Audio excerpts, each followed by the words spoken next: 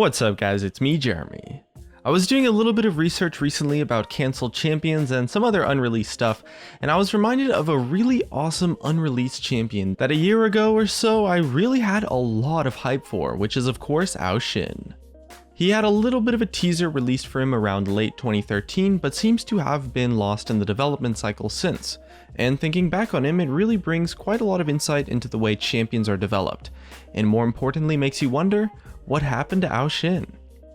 As well, here's some of my favorite comments from a previous video where I asked what champion I should make a history video for next. For a chance to be featured in a future video, leave a comment about what you think about Shin. Anyways, let's get started.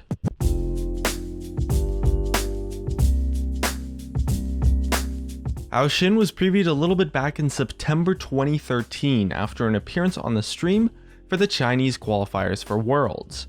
His concept art was showcased off with a preview of his lore as well, showcasing the concept of what seemed to be some kind of storm dragon, who's a guardian of the natural world and would descend from the sky when Ionia faces its greatest crisis. Shin supposedly embodies the elemental duality of both a rising storm and prosperity, capable of raining good fortune on his allies and bringing stormy thunderous ruin to his foes.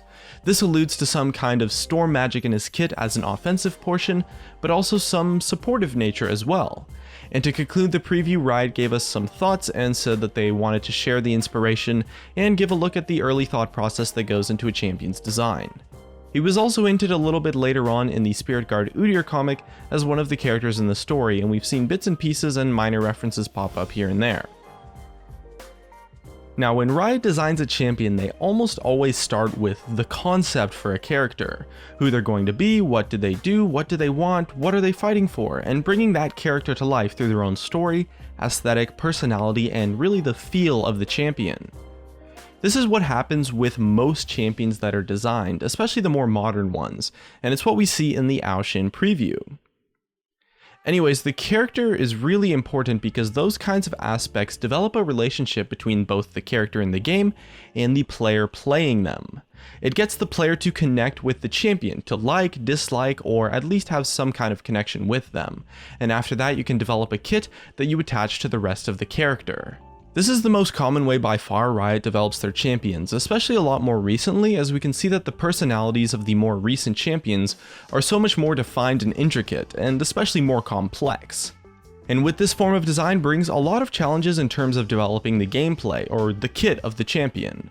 You really want the kit of a champion to feel good in the hands of a player, to feel like they're handling an epic dragon that comes down from the sky to save everyone, you know? The aesthetic, personality, and story of a champion needs to be brought to life through the gameplay elements of their kit. For example, someone like Shin, who's supposed to be this stage performer who artistically assassinates his targets with the perfect performance, has that sort of concept brought to life extremely well. Right off the bat when you play Shin, he's got this swag walk, this element of arrogance that pretty much says, watch this, to all of his allies, and even his auto attack animation fits that feel as well.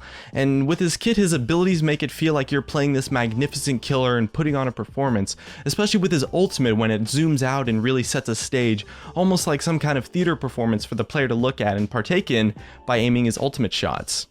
The way Shin's character interacts with his actual gameplay is fantastic, and that's the general kind of concept Riot sets out for when it comes to making a character. It's all about telling a story and showcasing the personality through the gameplay of the champion, and getting the players to really feel something and connect in some way, either positive or negative, or maybe a little bit of both, about the character. And that's the general challenge that Shin has faced that has caused his development to hit a brick wall. Although Riot might have the idea for what they want his character to be, bringing that to life in his gameplay is a lot more difficult than you might think. He has to really feel like this crazy powerful dragon that rains down from the heavens, but also brings good fortune to all of his allies, all while fitting the Storm Mage theme and finding a way to be a completely unique and still fun and exciting experience for the player. After his preview, Riot Meddler is quoted for saying that although he's a concept that they're really excited about, since he's the kind of concept that hasn't really been explored that much yet, the preview that was released for Shin was very early and the champ wasn't anywhere near close to being finished. And honestly, it's hard not to be excited about him, considering he would be the only full dragon champion to exist in League of Legends, and no, Shyvana doesn't count. Meddler said that Shin still had some big outstanding questions for story and gameplay that were yet to be figured out, and that once those had been figured out, they would be able to talk about his details, and that was back in 2013. Daniel Klein, aka Riot Xenon, commented a little bit on Shin back in April 2014, stating that Shin currently didn't have a kit at all actually, and that they did try a lot of different kits, but none of them were able to work out. He also mentioned that this was completely normal for a champion, which of course is generally to be expected. I mean, designing a kit to fit the theme and personality of a character really just isn't easy at all, and that the only mistake they made with Shin was talking about him way too early in the development process, when they weren't too sure how close they were to finishing him. And it really goes to show, I mean, at any given time, Riot probably has dozens upon dozens of champions in development, and they just don't want to talk about them or anything and give hype to something that potentially might never happen. A good example of this was Magma Chamber. It was hyped up to be this cool and awesome thing, and then it just got cancelled, and for a lot of the players that's kind of a bummer. And as a company, Riot, you definitely want to avoid that from happening. However, one thing that I will say throughout all of this is that Riot has not once, not a single time, ever said that Shin was cancelled. Personally, I like the way that Riot creates champions, because it brings us a lot of really cool characters which have so much more to them than just their gameplay. But at the same time, this kind of design can also lead to some gameplay kits that are perhaps a little bit too shoehorned into some sort of theme. The alternative might be creating an incredible kit gameplay-wise first, and then building a character around that. But then you face the problem of somehow finding a way to come up with an interesting character to go with your gameplay. No matter what approach you take to designing a champion, there's going to be loads of problems that you face no matter what. Either way, I think Shin is going to be an awesome badass character that I am certainly looking forward to, and I'm really hoping he's not going to get cancelled. And who knows, maybe we'll see him later on in 2016 or 2017. Either way, that's just about it. If you enjoyed the video, hit that like button, and if you didn't, hit the dislike, and if this video hits 10,000 ratings, I'm gonna buy myself a pizza.